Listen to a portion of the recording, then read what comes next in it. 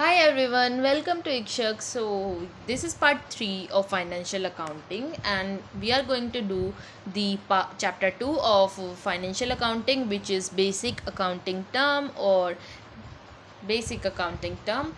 So, in the previous part 1 and 2, we have covered from the bank business transaction to the assets, and asset में भी हम कर चुके हैं, फिक्सेशियस asset वाला टॉपिक भी कवर हो चुका है. तो आज हम शुरू करेंगे रिसिट से. So let me have the pen first. या सो रिसिट्स क्या होती हैं? So receipt is the amount receive और receivable for selling assets, goods और सर्विसेज. सो रिसिट वो अमाउंट है जो हमें रिसीव हुई है और रिसीव होगी इन फ्यूचर में किसी असेट को सेल करने से, और या किसी गुड्स और सर्विसेज को सेल करने से और सर्विसेज को प्रोवाइड कराने से. सो सिंपली रिसिप्ट का मतलब यही होता है, और ये आपके डे टू डे लाइफ से भी रिलेटेड है, तो आपको भी इसकी अच्छी खासी नॉलेज होगी. सो अब हम आगे चलते हैं. सो रिसिप्ट को 2 टाइप्स में डिवाइड किया गया है, revenue receipt and capital receipt, इनके नेचर के बेसिस पे. सो फर्स्ट ऑफ ऑल आती है रिवेन्यू रिसिप्ट. सो रिवेन्यू रिसिप्ट क्या होती है? रिवेन्यू रिसिप्ट वो होती है जो आपको नॉर्मल कोर्स ऑफ बिजनेस में कि जो जैसे डे टू डे के बिजनेस के ऑपरेशन होते हैं उनके थ्रू जो आपको रिसिप्ट मिल रही है, जो भी आपको पैसा मिल रहा है, वो आपकी है रिवेन्यू रिसिप्ट. जैसे कि आप स्टेशनरी का बिजनेस चला रहे हो या स्टेशनरी की कोई शॉप कर रहे हो, तो जो भी अमाउंट आपको स्टेशनरी सेल करके मिली है, सिर्फ स्टेशनरी सेल करके जो भी अमाउंट आपको रिसीव हुई है या रिसीव होगी, वो आपकी रिसिप्ट होगी, रिवेन्यू रिसिप्ट. लेकिन अगर आप उसमें से, जैसे आपका कोई पुराना फर्नीचर था या रद्दी के न्यूज़पेपर थे, इस टाइप में जो चीज़ें होती है, अगर आप उनको सेल कर रहे हो कि स्टेशनरी की शॉप है और स्टेशनरी को छोड़ के बाकी सब जो आप सेल कर रहे हो वो काइंड ऑफ आपकी असेट हो जाएगी. जैसे आपने पुराना फर्नीचर सेल कर दिया, अपना पुराना कंप्यूटर सेल कर दिया, या फिर अपनी कुछ भी सेल कर दिया एक्सेप्ट स्टेशनरी, वो सब आपके आएंगे कैपिटल रिसिप्ट के अंदर, जिसको अभी हम आगे देखेंगे. सो पहले आते हैं amount receive in the normal course of business से against selling of goods and rendering services, investment of business resources से इन द फिक्स्ड डिपॉजिट. कि जो भी हमें अमाउंट रिसीव हुई है या रिसीव होगी किसी गुड्स और सर्विस को सेल करने के लिए, जो कि बिज़नेस के नॉर्मल कोर्स के अंदर आती हैं, और जो भी सर्विसेज हमने प्रोवाइड करी हैं. अगर हमारा सर्विसेज का बिजनेस है, सर्विसेज क्या होती हैं ये आपको पता होगा. जैसे कि कोई आपको टीच कर रहा है तो ये भी काइंड ऑफ सर्विस है. जैसे कि सैलून हो गया, ये जो लोग आपको सर्विसेज दे रहे हैं, बैंकिंग एक सर्विसेज है, लाइक दैट. तो जो भी हम सर्विसेज प्रोवाइड करा रहे हैं, गुड्स सेल कर रहे हैं अपने नॉर्मल कोर्स ऑफ बिजनेस में, वो क्या आती हैं? वो हमारी रिवेन्यू रिसिप्ट होती हैं, और ये डेली बेसिस पे होती हैं. अगर आप कोई भी बिज़नेस कर रहे हो तो उस बिज़नेस की डेली की जो ट्रांजैक्शंस होंगी वो आपकी रिवेन्यू रिसिप्ट कहलाएंगी. और रिवेन्यू रिसिप्ट वो भी हो सकती है, जैसे हमारी कोई फिक्स्ड असेट है, लेट्स सपोज हमने ₹10,000 की एक एफडी करी है, और जो हमें उस एफडी के ऊपर इंटरेस्ट रिसीव हो रहा है ना, तो वो जो इंटरेस्ट रिसीव हो रहा है वो भी हमारी रिवेन्यू रिसीप्ट का पार्ट है. आगे देखते हैं, यही है इसमें लास्ट वाले पॉइंट में, investment of the business resource से इन दी फिक्स डिपॉजिट. जो फिक्स डिपॉजिट के फॉर्म में हमारी इन्वेस्टमेंट है, उससे हमें जो इनकम जनरेट हो रही है like in the form of interest, तो वो भी हमारी रिवेन्यू रिसिप्ट का पार्ट होगी. आगे चलते हैं. Shown in the profit and loss account and income and expenditure account in the NPO. Means जो रिवेन्यू रिसिप्ट है उनको इन प्रॉफिट और लॉस अकाउंट में शो किया जाता है. अगर हम पार्टनरशिप और प्रोपराइटर और कंपनी की बात करें तो इसको प्रॉफिट और लॉस अकाउंट में शो किया जाता है. लेकिन अगर हम एनपीओ की बात करें तो इसको इनकम एंड एक्सपेंडिचर अकाउंट में शो किया जाता है. और एग्जांपल्स होंगे इसके, sale of goods, rendering services, interest on fixed asset, deposit और इन्वेस्टमेंट. सो ये हो गया हमारा रिवेन्यू रिसिप्ट. अब आते हैं कैपिटल रिसिप्ट के ऊपर. सो कैपिटल रिसिप्ट वो होती है जो जनरली डे टू डे की बिजनेस की लाइफ साइकिल के अंदर नहीं होती है, जो कि कॉन्टीन्यूस बेसिस पे नहीं हो रही हैं. सो जस्ट अमाउंट रिसीव और receivable against the transaction which are not revenue in nature. Revenue in nature होने के लिए उसको क्या होना पड़ेगा? डेली बिजनेस की एक्टिविटीज़ का पार्ट होना पड़ेगा. सो कैपिटल रिसिप्ट वो होती है जो रिवेन्यू नेचर की नहीं है. जैसे कि सेल ऑफ फिक्स्ड असेट हो गया, कोई मशीनरी है हमने उसको सेल कर दिया, बिल्डिंग सेल कर दी, अपना लैंड सेल कर दिया, तो ये सब क्या है? ये हमारी एक काइंड ऑफ कैपिटल की इन्वेस्टमेंट थी, उसको हमने सेल किया है. सो ये होती है हमारी कैपिटल रिसिट। सो अगर आप इसमें एक पॉइंट और भी नोट कर सकते हो कि कैपिटल रिसिट जनरली वो होती है जब हम अपनी असेट को सेल करते हैं, तो हमारी कैपिटल रिसिट होती है वो जो असेट को सेल करके हमें अमाउंट मिलेगा या जिससे हमारी असेट रिड्यूस हो रही है और तब हमारे पास कुछ पैसा आ रहा है, तो वो हमारी कैपिटल रिसिट होगी और shown in the balance sheet, और इसको हम बैलेंस शीट के अंदर शो करते हैं। और एग्जांपल इसके होंगे sale of machinery, building, furniture, investment and loan etcetera. So ये हो गई रेवेन्यू और कैपिटल रिसिट। आगे चलते हैं, अब आते हैं एक्सपेंडिचर के ऊपर। सो एक्सपेंडिचर क्या होता है? एक्सपेंडिचर जैसे कि नाम ही इसका सजेस्ट कर रहा होगा थोड़ा बहुत तो आपको। सो अमाउंट स्पेंड और liability incurred for the acquiring asset, goods और सर्विसेज। जितनी भी अमाउंट हमारी किसी लायबिलिटी को wait a minute guys. So amount spent on the liability incurred for the acquiring asset, goods और services means जो भी अमाउंट हमने इन्वेस्ट करी है किसी असेट को एक्वायर करने में, मीन्स असेट को बाय करने में और गुड्स और सर्विसेज को बाय करने में, वो होते हैं हमारा एक्सपेंडिचर। जनरली जो हम खर्चा कर रहे हैं अपनी असेट के ऊपर, गुड्स के ऊपर, सर्विसेज लेने के लिए, तो वो क्या है? हमारा एक्सपेंडिचर है। अब एक्सपेंडिचर को 2 टाइप्स में डिवाइड किया गया है। यहाँ पे एक्सपेंडिचर आएगा रिसिट की जगह गाइस। सो एक्सपेंडिचर को 2 टाइप में डिवाइड किया गया है, जैसे कि रिसिट को किया गया था, तो एक्सपेंडिचर को 2 टाइप में किया गया है, कैपिटल रिसिट, कैपिटल एक्सपेंडिचर और रेवेन्यू एक्सपेंडिचर। सो पहले देखते हैं कैपिटल एक्सपेंडिचर। कैपिटल एक्सपेंडिचर जैसे कि इसका नाम ही सजेस्ट कर रहा है कि कैपिटल को इंक्रीज या डिक्रीज किया गया होगा इसके लिए। सो कैपिटल एक्सपेंडिचर वो होता है जिससे हमारी कैपिटल को रिड्यूस हो रही है, जैसे कि एक्सपेंडिचर करा हमने किसी असेट को एक्वायर करने के लिए, expenditure incurred on acquiring asset और improving existing asset which will increase the earning capacity of the business. So capital asset वो होती हैं जो या तो हमने किसी असेट को एक्वायर करने के लिए, परचेज करने के लिए, बाय करने के लिए स्पेंड किया हो, या फिर हमने किसी एग्जिस्टिंग असेट मीन्स हमारे पास कोई ऑलरेडी असेट है उसको इम्प्रूव करने के लिए किया हो, जिससे हमारे बिजनेस की जो अर्निंग कैपेसिटी है वो इंक्रीज़ हो जाए। जैसे कि हमारे पास मशीनरी थी एक, तो अगर हमें मशीनरी का कुछ पार्ट और ज्वाइन कर दें इस पर्टिकुलर मशीनरी के अंदर ही, तो हमारा जो प्रोडक्शन है वो थोड़ा इंक्रीज़ हो जाएगा। तो हमने जो वो पर्टिकुलर पार्ट ख़रीदा है इस मशीन को उससे अटैच करने के लिए, तो वो क्या है हमारा? वो एक तरीके का कैपिटल एक्सपेंडिचर है जिससे हमारी कैपिटल ग्रो करेगी इन फ्यूचर। सो अगर एग्जाम्पल की बात करें तो purchase of machinery, furniture, computer, यहाँ पे असेट का मेनली बाय होगा। असेट हम खरीद रहे हैं अपने बिजनेस के लिए, मशीनरी, फर्नीचर और कंप्यूटर, और इसको हम बैलेंस शीट में शो करेंगे अपनी असेट साइड, क्योंकि इससे हमारी असेट इंक्रीज होगी। जब भी कैपिटल एक्सपेंडिचर होगा तभी हमारी असेट इंक्रीज करेगी, और जब भी कैपिटल रिसिट होगी तो हमारी असेट डिक्रीज कर रही होगी, काइंड ऑफ थिंग। और रिवेन्यू एक्सपेंडिचर की बात करें तो रिवेन्यू इन नेचर होगा, मीन्स जो अपना डे टू डे की लाइफ के साइकिल के अंदर होगा बिजनेस की, वो होंगी revenue expenditure, the benefit of which is consumed और exhausted within the accounting period. Means जिसका बेनिफिट हम within accounting period means 1 financial year के अंदर जिसका बेनिफिट हम कंज्यूम कर लेंगे वो हमारा हो जाएगा रिवेन्यू एक्सपेंडिचर, जिसका डायरेक्ट रिलेशन होता है हमारे अकाउंटिंग पीरियड के साथ। ओके, अगर हम इसके एग्जांपल्स की बात करें तो होंगे cost of goods sold, salaries, wages, rent, expenses, जो कि मीन्स हमारे डे टू डे लाइफ के बिजनेस को चलाने के लिए जो भी खर्चे आ रहे हैं वो सब होंगे हमारे रिवेन्यू एक्सपेंडिचर। जैसे आपने एम्प्लॉय रख रखे हैं बिजनेस को रन करने के लिए, उनको सैलरी दी, वो हो गया। अगर वर्कर्स वर्क कर रहे हैं आपकी फैक्ट्री में तो उनको जो आपने वेज दिया वो हो गया हमारा रिवेन्यू एक्सपेंडिचर। जो भी आपकी बिल्डिंग है, ऑफिस है, लैंड है, फैक्ट्री है, जो भी है उसका आपने रेंट पे किया होगा तो वो हो गया, क्योंकि वो हमारे बिजनेस को चलाने के लिए डेली बेसिस पे हो रहे हैं एक्सपेंस है, ये हो गए। और रॉ मटेरियल परचेज कर लिया, फैक्ट्री अगर आपकी मैन्युफैक्चरिंग का है कुछ इस टाइप में, और ये सारे और बाकी के जितने भी एक्सपेंसेस होते हैं जैसे इलेक्ट्रिसिटी एक्सपेंस एक्सेट्रा, सो ये सब आ जाएंगे हमारे रिवेन्यू एक्सपेंडिचर में। सो यहाँ पे हो गया कैपिटल एक्सपेंडिचर और रिवेन्यू एक्सपेंडिचर। अब आते हैं डेफर्ड रिवेन्यू एक्सपेंडिचर। सो रिवेन्यू एक्सपेंडिचर क्या था? जिसका बेनिफिट हम with in 1 accounting period consume कर देते हैं। लेकिन अगर डेफर्ड रेवेन्यू एक्सपेंडिचर की बात करें तो ये वो होते हैं जिनका जिनका जो बेनिफिट है हम more than one accounting period तक कैरी ऑन करेंगे।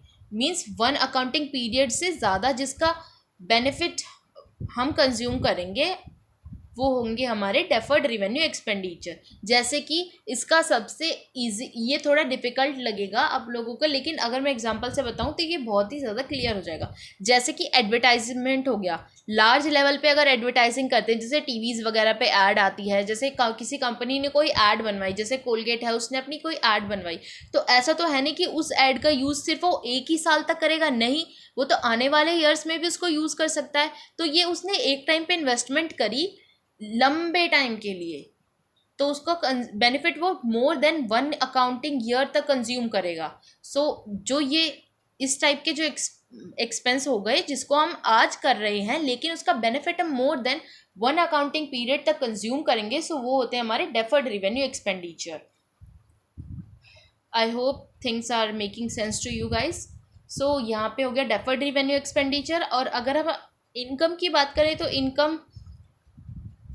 इनकम क्या होती है हमारी? बेसिकली इनकम वही होती है रेवेन्यू में से जो हमारे पास पैसे आए हैं, जो हमारे पास इनकम आई। इनकम क्या होगी? जो हमारे पास रेवेन्यू आया है, revenue means cash receipt I है, जो भी हमारे पास पैसा आया है उसमें से अगर हम अपने एक्सपेंसेस को घटा दें तो हमारे पास क्या आ जाएगी? हमारी इनकम आ जाएगी। बस ये यहाँ पे इतना ही है। और एक्सपेंसेस पे आते हैं। अभी हमने एक्सपेंडिचर देखा था, अब आते हैं एक्सपेंस पे। सो एक्सपेंस क्या होता है? Expense is a cost incurred for generating revenue.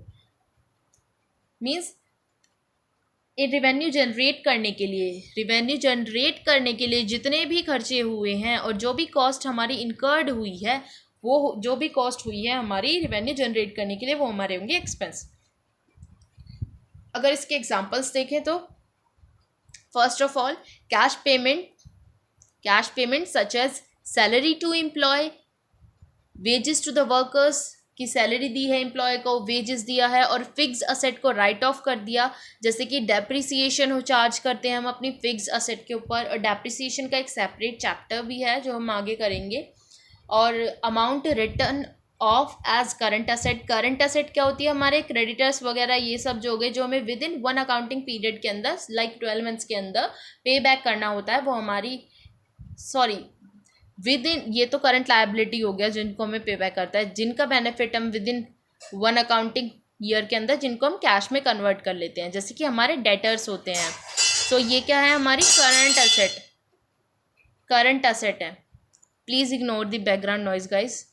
सो ये है हमारी करंट असेट जिनको हम within one year cash में कन्वर्ट कर लेते हैं। सो अगर हम करंट असेट को राइट ऑफ कर रहे हैं तो ये भी एक तरीके का हमारा एक्सपेंस हो गया। और decline in the value of asset की वैल्यू में कुछ डिक्लाइन आ गया, जैसे मार्केट वैल्यू कुछ थी, हमने अपनी बुक्स में कुछ और उसकी वैल्यू कर रही थी, तो वो हमारा काइंड ऑफ एक्सपेंस हो गया। और कॉस्ट ऑफ गुड्स सोल्ड हो गया।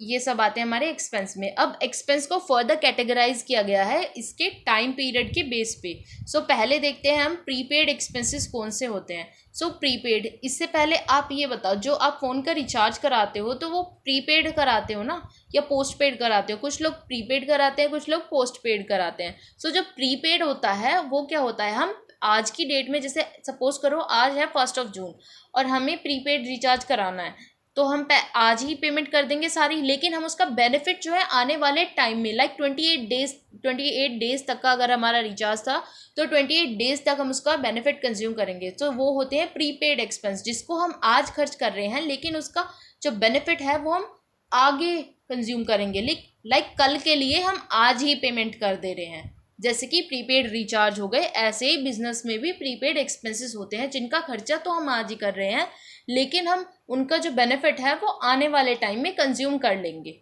सो that prepaid expenses that has been paid in advance में पे किए जाते हैं, और and the benefit of which consumed in the following year और ईयर्स।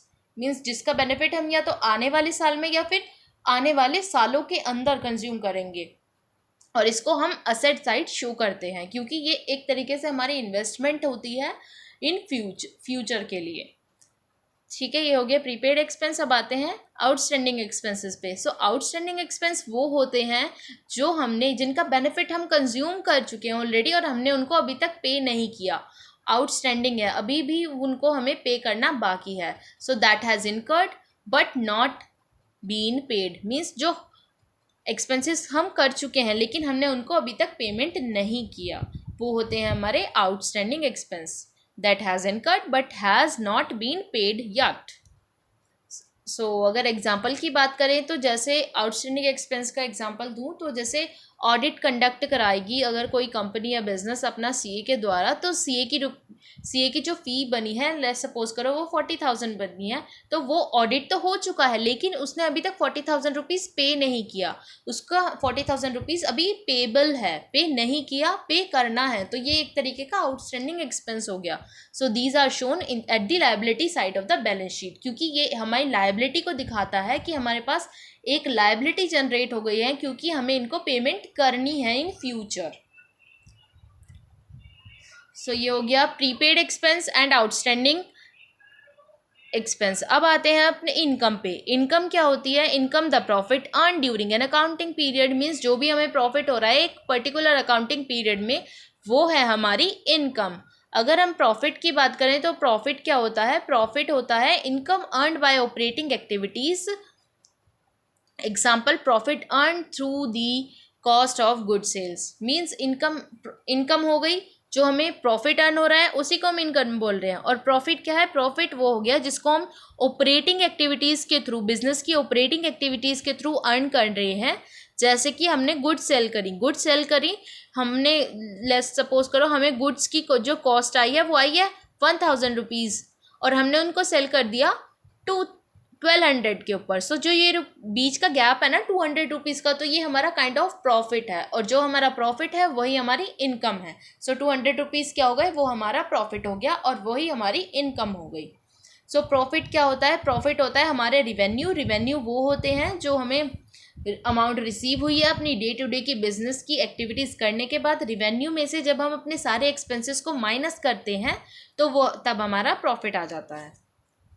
अब बात करते हैं ग्रॉस प्रॉफिट की। सो ग्रॉस प्रॉफिट क्या होता है? ग्रॉस प्रॉफिट वो होता है जब रिवेन्यू में से हम सिर्फ cell, like different between the revenue from sale and services rendering and it direct cost, means जब हमने कुछ सेल करा, जो हमारे पास अमाउंट आई है उसमें से सिर्फ हम डायरेक्ट कॉस्ट को माइनस कर दे। Direct cost in the sense कि जो भी, जैसे हमने कुछ मैन्युफैक्चर करा, लेट्स सपोज करो कि हमने लैपटॉप मैन्युफैक्चर करे। सो जो हमारा लैपटॉप मैन्युफैक्चर करने में जितने भी एक्सपेंस हुए हैं, पहले तो हमने लैपटॉप को सेल कर दिया, तो सेल करके जितना भी हमारे पास अमाउंट आई है उसमें से उस अमाउंट, उस डायरेक्ट एक्सपेंस को, डायरेक्ट कॉस्ट को माइनस करेंगे, या डायरेक्ट एक्सपेंस को जो भी इस लैपटॉप की मैन्युफैक्चरिंग में खर्चा आया है, ना कि जैसे कि सैलरी पे करी है हमने, ये सब वगैरह एम्प्लॉयज़ को, या फिर ट्रांसपोर्ट चार्जेस हो गए, ये सब क्या है? ये इनडायरेक्ट टैक्सेस हैं काइंड ऑफ।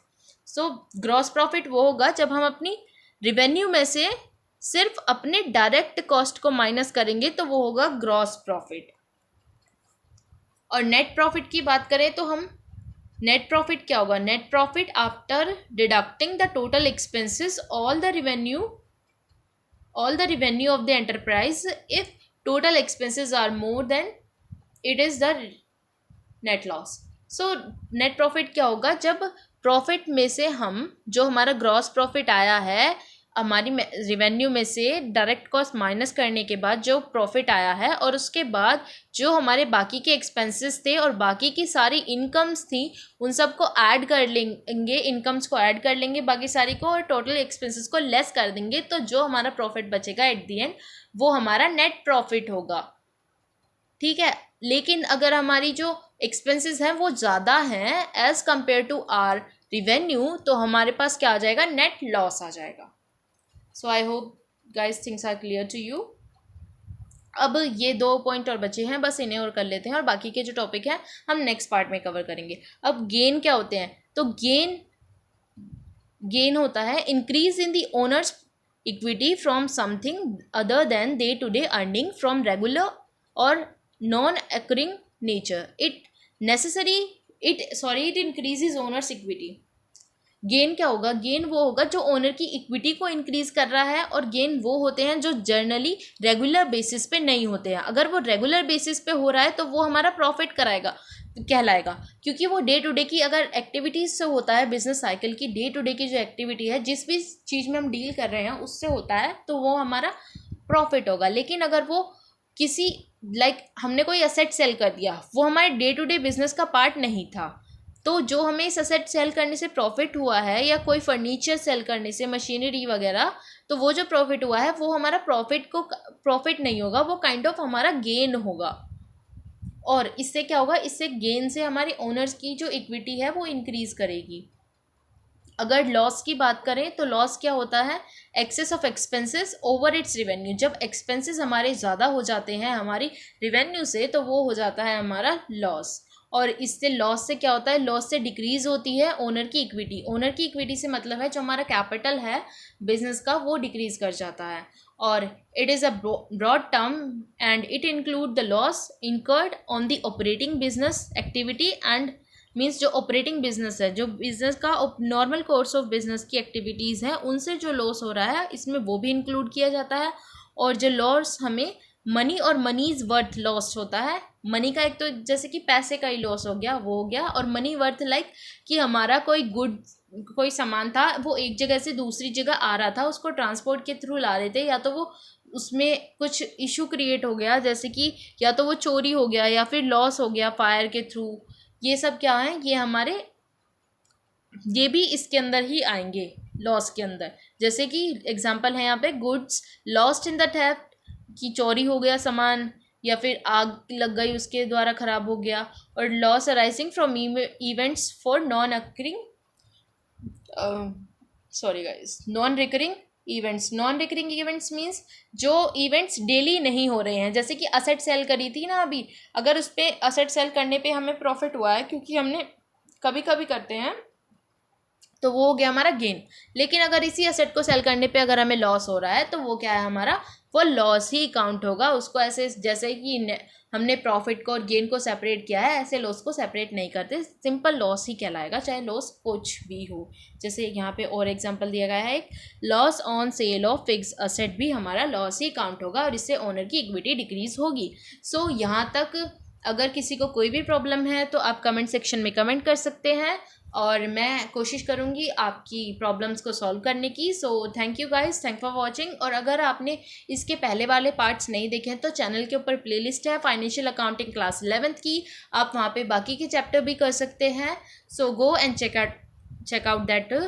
और thanks for watching and sorry for my silly mistakes. Thank you.